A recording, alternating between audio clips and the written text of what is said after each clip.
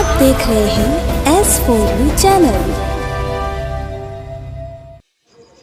Mehrauli transgender मामले में आया नया मोड़।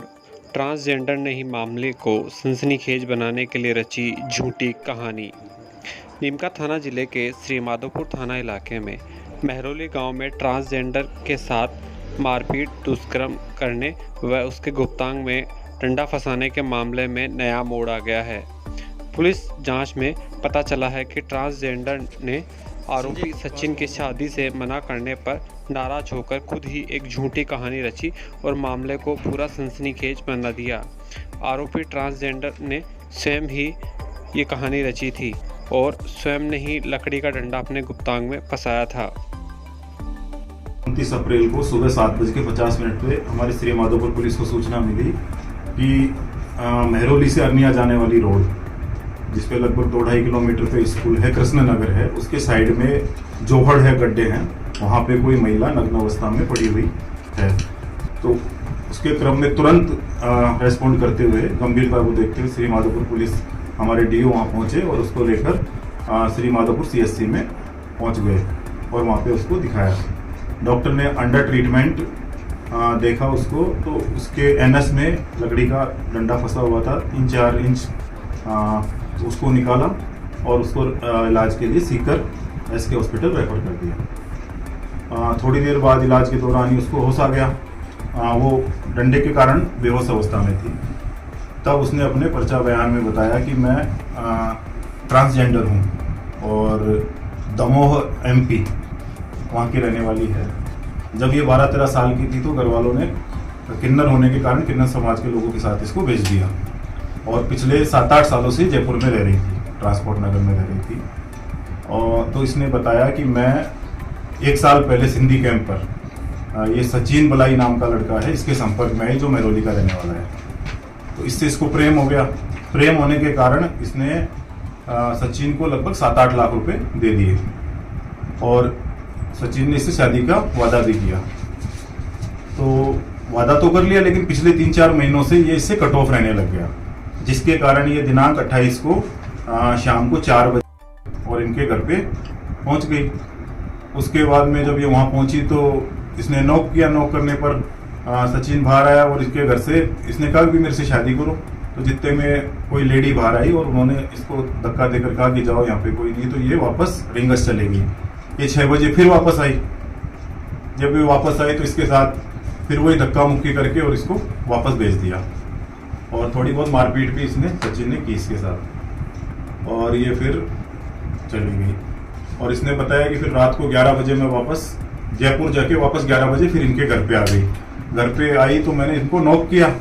नॉक करने पर इन्होंने दरवाज़ा नहीं खोला और दरवाज़ा जब मैंने ज़्यादा नॉक किया तो दरवाज़ा खोला। फिर मैं जाने लगी, मेरे पीछे पड़ गए और ये पीछे भागते रहे और जहाँ पे मैंने जगह बताई जोहड़, वहाँ तक इसको ले गए और इसके साथ मारपीट की और सचिन ने इसके साथ में गोदाम में सेक्स किया और उसके कारण ये बेहोश होकर गिर गई, जिसके क्रम में हमने मुकदमा नंबर 131 देर रात उस दिन दर्ज कर लिया था।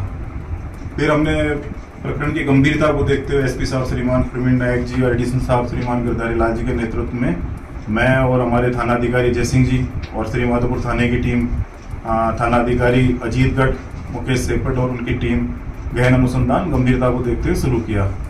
इसने जो टाइम बताया था वो 11 बजे बताया था यहाँ पे कि 11 बजे मैं वापस जयपुर से आ गई।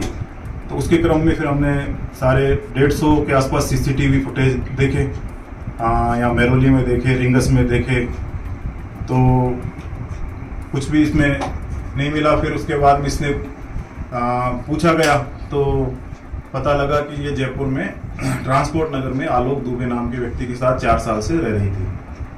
तो फिर वहाँ से जाके हमने CCTV देखना शुरू किया तो इसने 2:10 पे वहाँ से इसकी लोकेशन वहाँ पे 2:10 पे निकल रही थी ऑटो से और यहाँ पे ये वापस 4:30 बजे रिंगस बीकानेर स्टैंड पे आती है और एक ईओन गाड़ी किराए से करती है।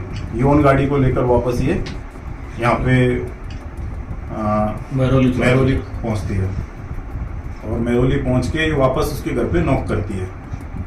तो फुटेज में ईओन गाड़ी आ रही है और वहाँ पे ऑटो आ रहा है। ऑटो ड्राइवर से तफ्तीश की गई, ईओन वाले से तफ्तीश करी उसके बाद में जो घटनाक्रम हुआ उसने बताया स्वयं ने कि मैं यहाँ पे आई और इनके घर पे मैंने नॉक किया तो इन्होंने दरवाज़ा नहीं खोला।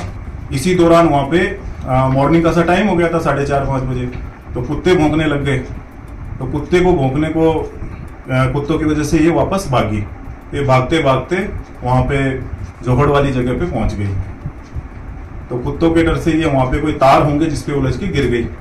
जो इसका मकान था ना उसके बीच में ही गिर चुकी थी, तो इसके वो खरोंच वगैरह जो उसमें लग गई थी। और वहाँ पहुँच के जब इसको ये लगा कि सचिन मेरे से शादी नहीं कर रहा, बेसिक रीजन इसका जो ये था कि सचिन इससे शादी नहीं करता, ये तो इसको लेकर ये इमोशनल थी। तो वहाँ जाके इसने फिर इसको लगा कि मेरे पास कोई चारा नहीं है, जब ये परेशान कर रहा है, मेरे को शादी नहीं कर रहा, तो क्यों नहीं मैं ऐसा कोई ड्रामा क्रिएट करूँ जिससे इनके साथ में कोई बड़ी चोट हो, ये लोग इनको तकलीफ पहुँचे। इस वजह से इसने वहाँ पे अपना मोबाइल और पैसे थे तो जिस जगह ये मिली उसके पास में ही छुपा दिए, और उसके बाद में ये लेट गई और इसने खुद ने ही अपने हाथ से अपने एनएस में कोई वो जो लकड़ी मिली थी वो खुद ने डाली और उसकी वजह से बेहोश हो गई। तो ये चीज इसके इन्वेस्टिगेशन में सामने आई। सर, प्राथमिक तौर पे आरोपी ने क्या स्वीकार किया है कि दुष्कर्म करने के बाद? नहीं, आरोपी ने दुष्कर्म करने की कोई बात स्वीकार भी नहीं की और इसने स्वयं ने भी बताया कि उसने इसके साथ ऐसा कोई काम नहीं किया है। उसका जिसमें उसने 3-4 थप्पड़ इसके मारे हैं। वो 6 बजे की घटना है, शाम को 6 बजे जो बताया था मैंने। 6:30 उस टाइम तो इसका आमना सामना बताया ना, घर पे नॉक किया तो बाहर ही नहीं निकले थे, तो वो शाम को 6 बजे ही इसके थप्पड़ मारे थे उस टाइम। मामले में कोई गिरफ्तारी?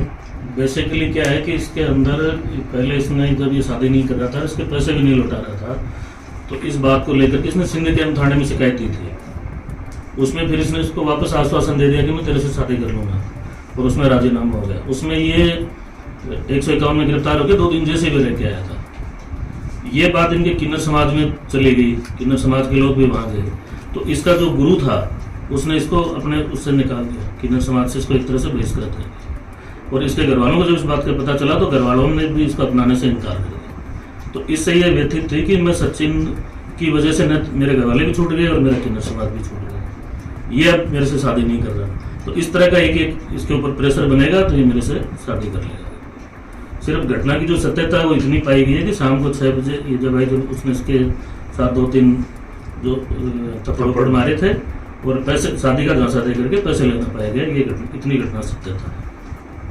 सर, मामले में किसी प्रकार की कोई गिरफ्तारी? मामले में शादी का झांसा दे करके और पैसे हड़पने के मामले में सचिन की गिरफ्तारी की गई है।